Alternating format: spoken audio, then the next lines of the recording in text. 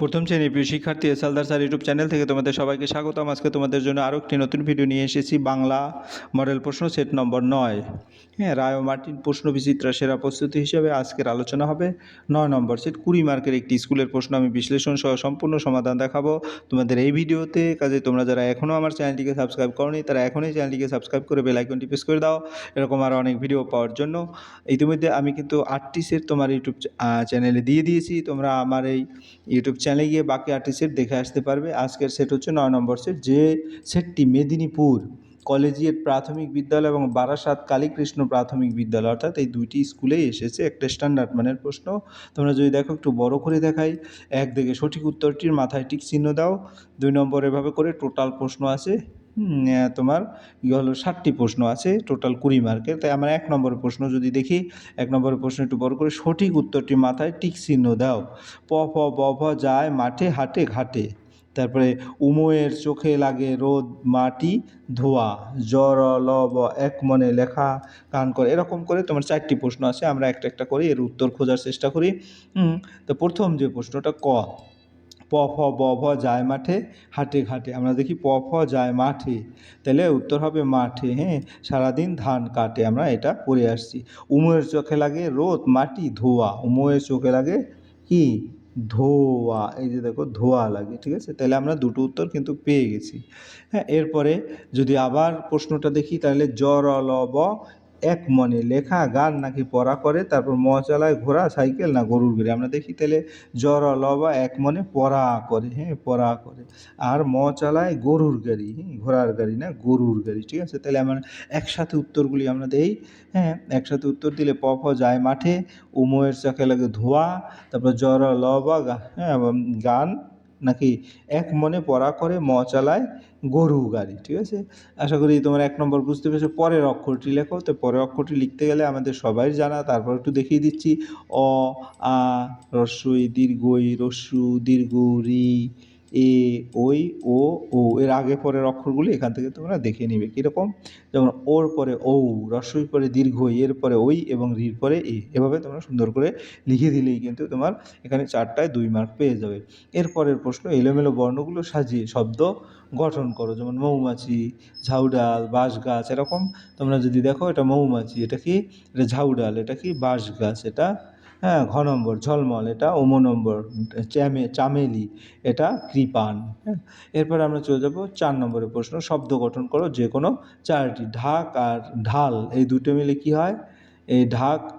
এটার যদি ভালো করে বোঝার জন্য তোমার বই থেকে কিছু বাটি এবং শাড়ি একসাথে বলা হয় বাড়ি, ঠিক আছে। এরপরে গিয়ে চাকা লাঠি একসাথে কি বলা হয়, কাঠি, কাঠি। তারপরে চশমা ঘটি আমরা একসাথে বলতে পারি মাটি, এই দুটো এখানে লিখে দেবো। এবার ছবি গাড়ি একসাথে কি লিখতে পারি, গাছ, গয়াকার স গাছ। এরপরে ঢাক এবং ঢাল একসাথে কি লিখতে পারি, কল, ক ল কল। এরপরে কি বক এবং চিল একসাথে কি লিখতে পারি, ক ল কল, ঠিক আছে। মাছি এবং কাঠি একসাথে কি লিখতে পারি, একসাথে লিখতে পারি ময়াকার ঠ মাঠ। এরপরে কি লিখতে পারি, বালা এবং চটি একসাথে কি লিখতে পারি, বয়াকার টয়রসিকারে টি বাটি। আমরা সবাই চিনি কম বেশি। এরপরে যেমন শাক আর মাথা একসাথে ক থয়াকারে থা কথা। এরপরে এটা বাঁশ গাছ আর কাপড় একসাথে লিখতে পারি বাঁকা, বচনমূল আকার কয়াকার বাঁকা। এরপরে দেখা গেছে তোমার এটা কি জবা, এটা টিয়া, টিয়া। তাহলে এই যে এখানে বাটি একসাথে বাটি লিখতে পারি। তারপরে আম, তারপরে হচ্ছে তোমার গজা, তাহলে একসাথে জয়াকার মজা, এটা লিখতে পারি এখানে, ঠিক আছে। এরপরে এটা কি উল, রসুল উল। তারপরে এটা কি, তাহলে উট লিখতে পারি। এরপরে কাশ, তারপরে সাজি, এটা কি সাপ, আর এটা হচ্ছে সবজি, একসাথে সাজি লেখা যায়। আর এটা কি, এটা বাটি, আর এটা হচ্ছে জানালা, একসাথে বালা লেখা যায়, ঠিক আছে। তো এইভাবে তোমরা কিন্তু ভালো করে প্র্যাকটিস করবে। যাই হোক, এরপর আমরা চলে যাব 4 নম্বরের যে প্রশ্নগুলি আছে, যেমন ঢাক আর ঢাল এটা কল, বালা চটি এটা বাটি, তারপর বক চিল বল, তারপর জগ ফল জল, তারপরে মাসি কাঠ মাঠ, তারপরে চাকা লাঠি কাঠি, কিন্তু সব বইতেই দেওয়া আছে, আমি দেখিয়েছি। এরপরে 5 নম্বরের প্রশ্ন, চরে ড্যাশ রাধে উমো চোখে তারা লাগে ড্যাশ, প ফ ব ভ যায় ড্যাশ সারাদিন ড্যাশ কাটে, মুনিরাম মুন্সি কোমরেতে ড্যাশ নাক দিয়ে ড্যাশ খায় কনুইয়ের ড্যাশ টিভি ভেঙে ড্যাশ ধরে। তাহলে এখন আমরা উত্তরগুলো এক এক করে দেই।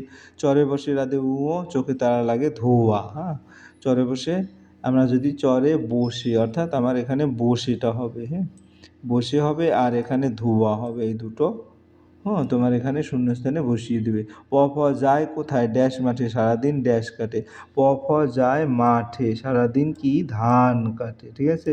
তাহলে আমার উত্তরগুলি পেয়ে গেলাম। সারাদিন ধান কাটে। মুনিরাম মুন্সি কোমরেতে ড্যাশ, আমরা যদি মুনিরামের কবিতাটা দেখি, মুনিরাম মুন্সি কোমরেতে ঘুনসি নাক দিয়ে শাক খায় কনুইয়ের ধাক্কায় টিভি ভাঙে উই ধরে, হ্যাঁ, মই দিয়ে সই করে যত হেঁটে চলে সে তত বেটে হয় সে, অর্থাৎ এই টোটাল উত্তরটাই কিন্তু আমি এই তোমার এই প্রশ্নের মধ্যে থেকে, যেমন চরে বসে রাধে ইও চোখে তারা লাগে ধোয়া, প প যায় মাঠে সারাদিন ধান কাটে, মুনিরাম মুন্সি কোমরেতে ঘুনসি নাক দিয়ে শাক খায় কনুইয়ের ধাক্কায় টিভি ভেঙে ড্যাশ ধরে উই ধরে, ঠিক আছে। এরপরে আমরা চলে যাব পরে 6 নম্বর প্রশ্ন, তৃণ মানে লেখো এবং গজ মানে লেখো। তো তৃণ মানে হচ্ছে ঘাস, হ্যাঁ, এর মানে হচ্ছে তৃণ মানে ঘাস, ঠিক আছে। আর গজ মানে হাতি, হয়াকার তয় রসিকারে তি হাতি, গজ মানে হাতি। এরপর মৌচাকে কি ভরা আছে এবং ম কি নিয়ে বাড়ি যায়, আমরা যদি দেখি মৌচাকে, ওইখানে মৌচাক তাতে আছে মধু ভরা, তাহলে মৌচাকে মধু ভরা থাকে, ঠিক আছে।